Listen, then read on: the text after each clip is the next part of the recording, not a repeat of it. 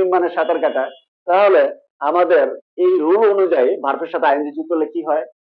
Swimming exercise.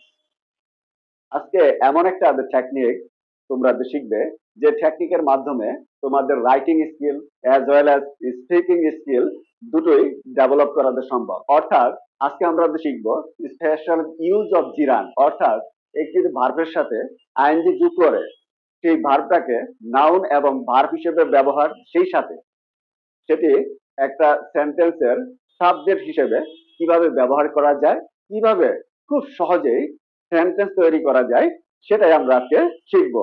আশা করি তোমরা শেষ পর্যন্ত ভিডিওটি দেখবে এবং ভিডিওটি যদি তোমাদের ভালো লাগে তাহলে অবশ্যই লাইক, কমেন্ট এবং শেয়ার করতে ভুলবে না। এবং যারা রাইটিং এ দুর্বল, সেই সাথে ইংলিশ স্পিকিং এ দুর্বল, তাদের কাছে ভিডিওটি শেয়ার করবে। চলো শুরু করা যাক আজকের ক্লাস।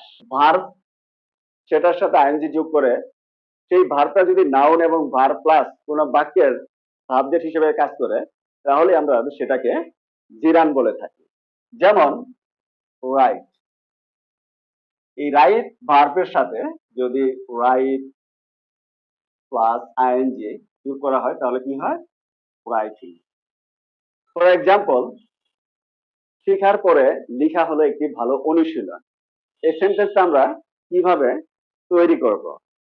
তাহলে এই যে লেখা, এটা হলো ভার্ব, এটা হলো সাবজেক্ট রাইটিং, আর শেখার পরে after learning is a good practice, not practise, practice. সাঁতার কাটা একটি ভালো ব্যায়াম। এক্ষেত্রে এই যে সাঁতার কাটা, এই সাঁতার কাটাটাকে আমরা কি বলি? সুইম মানে সাঁতার কাটা। তাহলে আমাদের এই রুল অনুযায়ী ভার্বের সাথে আইএনজি যুক্ত করলে কি হয়? Swimming. Swimming is a good exercise. Exercise. বই পড়া একটি ভালো অভ্যাস। বই পড়া, পড়া ইংরেজি কি আমরা সকলেই জানি, রিড। তাহলে বই পড়া ইংরেজি কি? Reading books.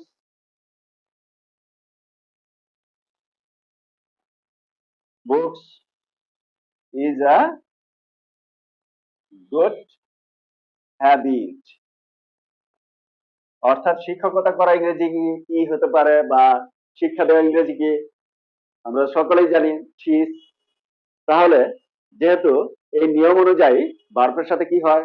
আইএনজি হয়, তাহলে কি হবে? Teaching. Teaching is a great profession. তাহলে ঘুম থেকে ওঠা ইংরেজি কি? Getting up. সকাল সকাল, আর্লি, ইন দি মর্নিং।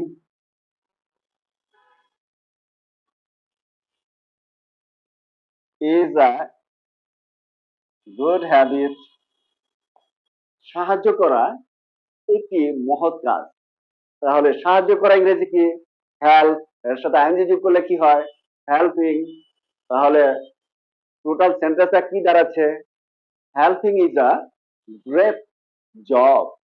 তাহলে helping is a great job.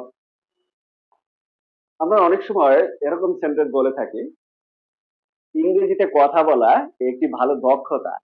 তাহলে আমরা এই সেন্টেন্সটি কিভাবে সাজাতে পারি?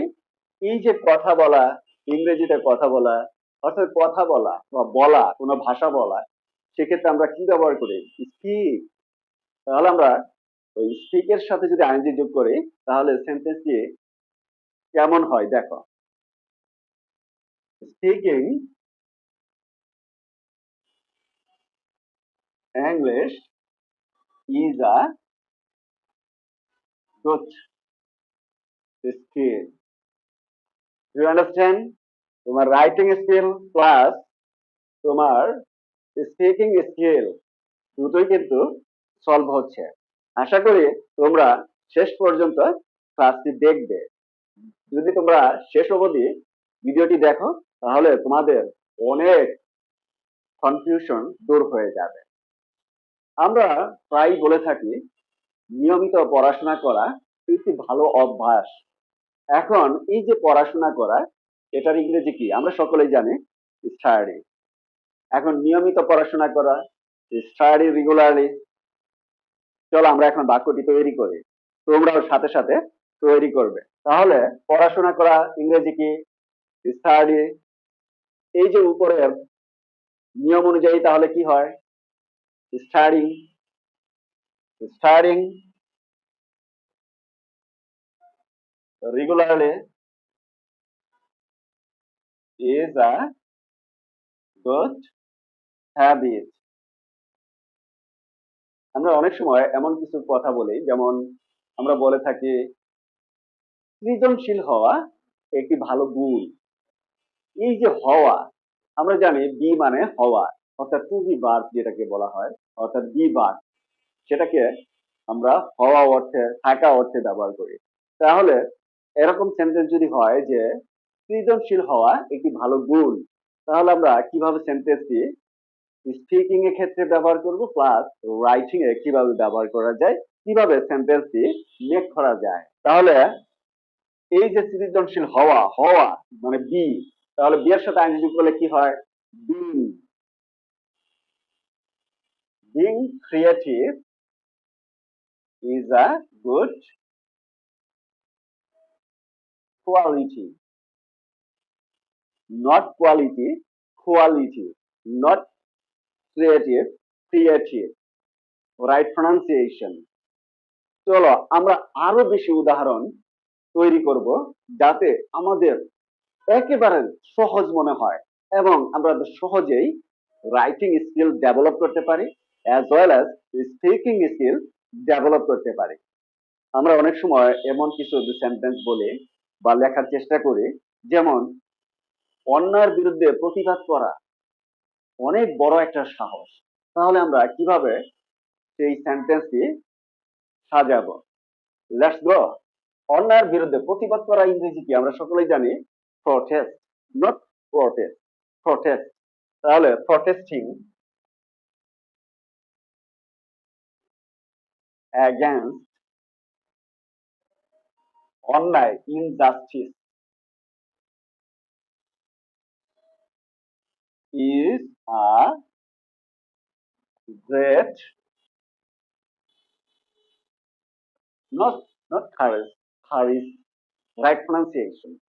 আমরা একসাথে writing skill, speaking as well as right pronunciation আমরা শিখতে থাকবো। আমরা অনেক সময় এরকম সেন্টেন্স বলি যে অন্যদেরকে ক্ষমা করা একটি মহৎ কাজ। তাহলে সেই বাক্যটি আমরা কিভাবে মেক করব, চলো মেক করে ফেলি। সেই ক্ষেত্রে অন্যকে ক্ষমা করা, এই যে ক্ষমা করা, আমরা জানি ক্ষমা করা ইংরেজি ফরগিভ। তাহলে ফরগিভের সাথে যদি আমরা অ্যান্ড যোগ করি তাহলে কি দাঁড়াচ্ছে, ফরগিভিং। ফরগিভিং অন্যকে অর্থাৎ অন্যদেরকে, অর্থাৎ আদার্স।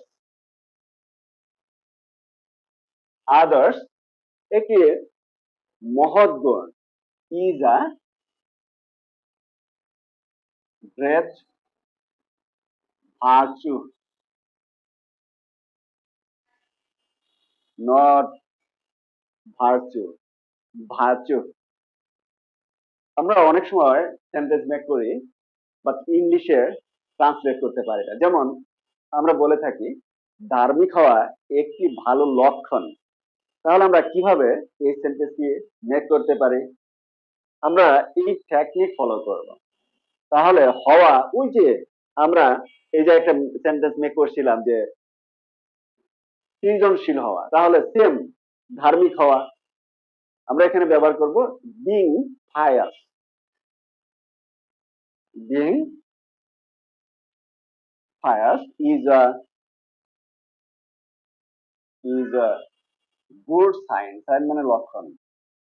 ওকে, আমরা আরো অনেক সেন্টেন্স মেক করব যাতে আমাদের কোনো ধরনের দ্বিধাদ্বন্দ্ব না থাকে, আমরা খুব সহজেই এই টেকনিকটাকে আয়ত্ত করতে পারি। আমরা অনেক সময় বলি কঠোর পরিশ্রম করা একটি ভালো গুণ। তাহলে আমরা কিভাবে সেন্টেন্সটি মেক করতে পারি? কঠোর পরিশ্রম করা, আমরা জানি ওয়ার্ক হার্ড। তাহলে working hard is a good quality. আমরা ওয়ার্ক বলবো না, working hard. Speaking skill as well as your right pronunciation will be correct. আমরা আরো উদাহরণ দাঁড় করাতে পারি, যেমন আমরা বলতে পারি দুস্থদের সাহায্য করা একটি মহৎ কাজ। সেক্ষেত্রে আমরা কিভাবে সেন্টেন্সটি মেক করব? এই যে দুস্থদের সাহায্য করা একটি মহৎ কাজ, অথবা এখানে ব্যবহার করতে পারো যে দুস্থদের সেবা করা। যদি আমরা দুস্থদের সেবা করা দেই, তাহলে সেন্টেন্সটি দাঁড়াচ্ছে এই যে সেবা করা ইংরেজি কি? সার্ভ। তাহলে আমরা ব্যবহার করব সার্ভিং, সার্ভিং দুস্থদের। দুস্থদের ইংরেজি কি? দুস্থদের ইংরেজি হলো ডিস্ট্যান্স। যেহেতু পুরা জাতিকে বোঝানো হচ্ছে, অর্থাৎ যত গরিব দুঃখী আছে, এই জন্য আমরা ব্যবহার করব the distance is a great job. Do you understand? আমরা যদি আরো ক্লিয়ার করতে চাই, তাহলে আমরা এরকম সেন্টেন্স বলতে পারি, যেমন নিজেকে সংশোধন করা একটি ভালো গুণ। তাহলে আমরা কিভাবে এই সেন্টেন্সটা মেক করব? তাহলে আমরা জানি যে সংশোধন করা ইংরেজি হলো amend, not amend, amend. তাহলে এটা যেহেতু বার, এর সাথে আমাদের এই রুল অনুযায়ী, এই টেকনিক অনুযায়ী যেটা হচ্ছে সেটা হলো amending. Amending myself is a good quality. আমরা যদি এরকম সেন্টেন্স বলি যে নিজেকে সর্বদা অনুপ্রাণিত করা একটি ভালো অভ্যাস, সেক্ষেত্রে আমরা সেন্টেন্সটি কিভাবে মেক করবো চলো দেখি। সেক্ষেত্রে আমরা এই যে অনুপ্রাণিত করা ইংরেজি কি? মোটিভেট। তাহলে আর যেহেতু সর্বদা আছে, তাহলে আমরা এই সেন্টেন্সের ক্ষেত্রে অলওয়েজটা সামনে রাখতে পারি, অর্থাৎ প্রথমেই always motivating myself is a good habit. আমরা অনেক সময় বলি এই গরমে কাজ করা কঠিন। চলো সেন্টেন্স মেক করি। কাজ করা ইংরেজি কি? ওয়ার্ক। তাহলে আমরা সাজাতে পারি working, working in this summer is very difficult.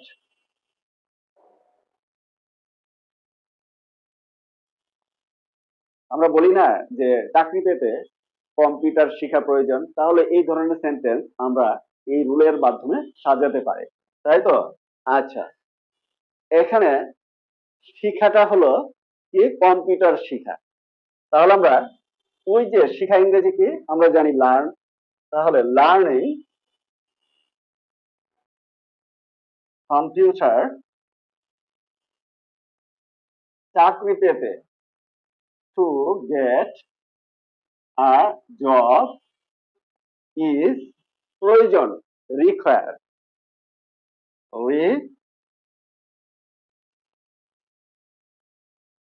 Require. তাহলে চাকরি পেতে কম্পিউটার শেখা প্রয়োজন, learning computer to get a job is require. আমরা অনেক উদাহরণ আমরা তৈরি করলাম। আমার মনে হয় এখন এই টেকনিকটা তোমাদের কাছে একদম সোজা মনে হবে। এবং তোমাদের কিছুটা হলেও রাইটিং স্কিল, সেই সাথে right pronunciation as well as speaking skill দুটোই ডেভেলপ করাতে সম্ভব এই টেকনিক দিয়ে ফলো করে।